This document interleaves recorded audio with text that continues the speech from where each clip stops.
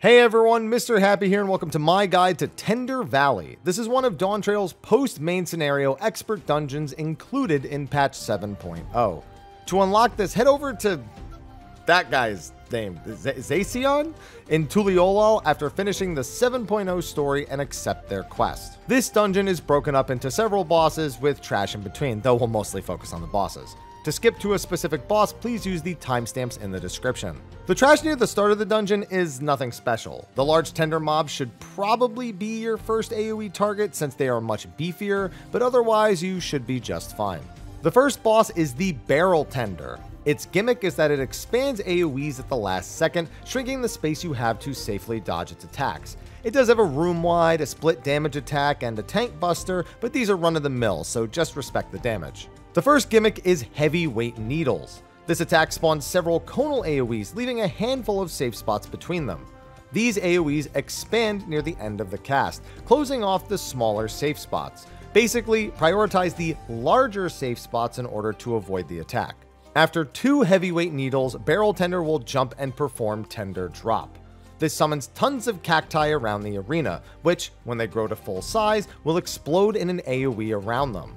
Most of the cacti have flowers, which at full size will have much larger explosions than the ones without. So quickly spot the cacti without flowers to know where the safe spots are gonna be, just a few steps out of their range. Then the Barrel Tender will use Barrel Breaker, doing a knockback from the center of the room.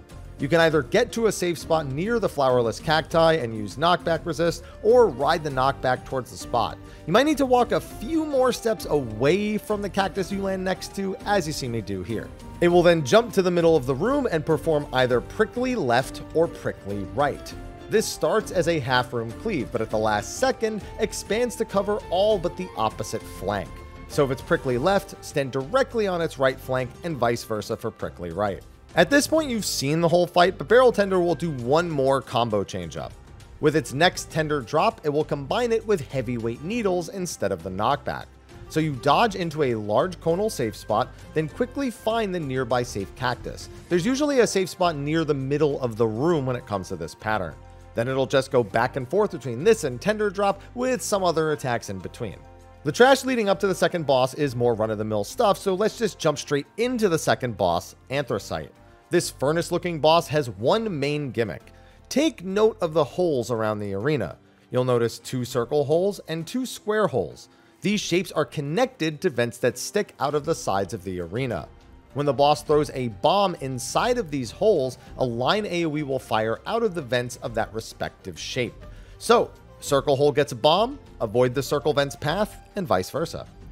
That's pretty much the whole fight. There will be tons of bombs dropped around the arena that don't go into these holes, so every time you cast Anthra Bomb, you'll need to dodge all of the AoEs, and the line AoEs themselves. There's also a room-wide AoE, a spread marker, a split damage AoE, and a tank buster, but again, you should be used to those by now.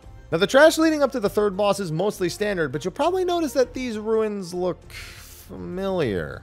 At one part, you'll see a bunch of arrows pointing forward, and when you touch them, they'll just force you to the other side. Keep that in mind for later.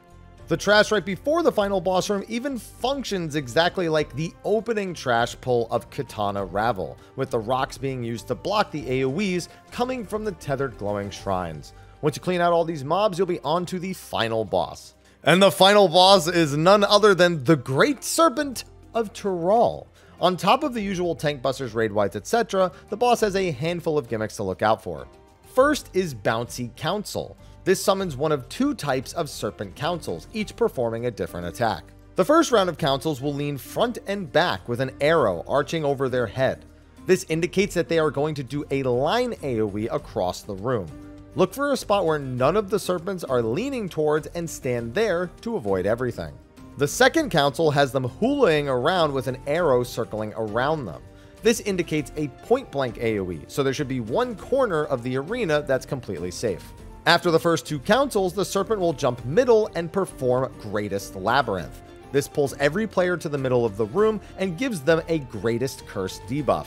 If the debuff isn't cleansed before expiring, the player will instantly die. There are 4 squares along the corners of the room and several arrows on the ground. Similar to the arrows from earlier, stepping on these will force your character ahead 1 square in that direction. Your goal is to find the correct path that takes you from the center of the room to the corner of the room marked with a circle. Ignore the 3 with X's, you don't want to go to those. I simply find the correct corner and then work backwards from the arrow sets that are connected to it until I find the right entry point. I definitely like that better than either trying over and over again or trying to figure it out from the middle. From this point on, Bounty Council will now combine both types of serpents, with 2 point-blank serpents and 3 line AoEs. There are big safe spots near the edge of the arena, way away from the AoE serpents, but melees will likely be taking the riskier dodges close in. If you're one of these melees, be careful because the safe spots can be quite tight. The serpent's final attack is Moist Summoning. This summons a Moist Great Serpent of Tural who will place a split damage AoE on a player. After it hits, it leaves behind a giant puddle that you'll want to move out of. It will then perform this attack 2 more times in succession, leaving a total of 3 puddles on the ground. This is followed up with Great Flood, a knockback from one of the room's corners. Either angle yourself to safely be knocked away from the puddles and not into the edge of the room, or just knockback resist. After another Bounty Council is the Serpent's final new attack, Great Torrent. This just summons 12 AoEs in quick succession, which will then hit the arena in the same order they appeared. Just walk into the first AoE when it disappears, then quickly spread from other players for the AoE on each player after.